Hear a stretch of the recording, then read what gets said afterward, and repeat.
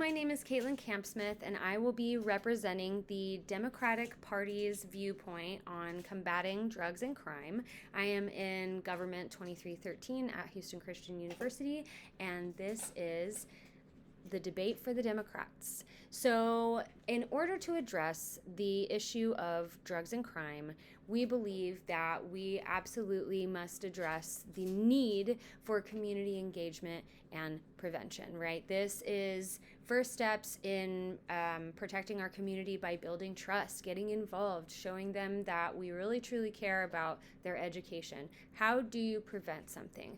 You prevent something by educating people on what it even is that you're trying to prevent. Do we know that drugs are bad? Absolutely. Do we know why they're bad? Do we know all of the details? Do we know how to stay on trend, right, with our community? And do we focus on things that are already culturally accepted and use that to present information that's going to be engaging to the community that you're actually in? So how do we plan to do that, right? For first and foremost, we plan to engage with the youth community because they are responsible. They are the ones that are going to be building a stronger, more educated, well-rounded generation, the ones that come after us, right? So we've got to start by engaging with them and giving them the reins. So how do we do that? We engage with local organizations that have already created partnerships and built trust within their community and business relationships and things like that.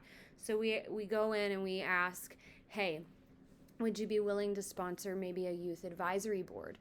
So then we get them involved, right? And then they're involved with they're taking ownership of creating a safer community for themselves. And then that's what really starts getting the ball rolling in people really starting to engage in what it looks like to, so you tell the youth, hey, create a project. What do you think it looks like to combat drugs and crime in your community? How would you go about that? What does that look like for you? You can utilize our partnerships. You can utilize our name, and we will absolutely sponsor you, but this is your project to run with. You have to do the research. You have to create the presentations. You've got to reach out to these people. You've got to figure out who you want to reach out to, right?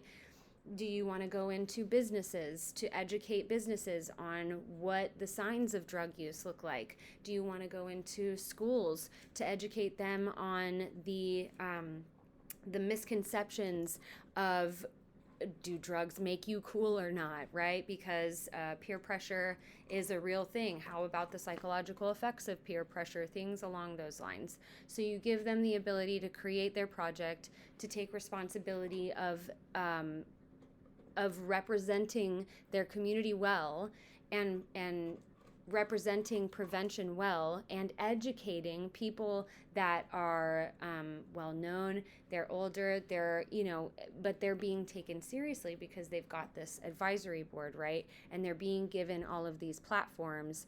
And so they then start taking responsibility, and that also helps them to stay out of that stuff too, right? They're learning more about what it is that they're trying to prevent. So that's all I have for this debate. Thank you so much for your time.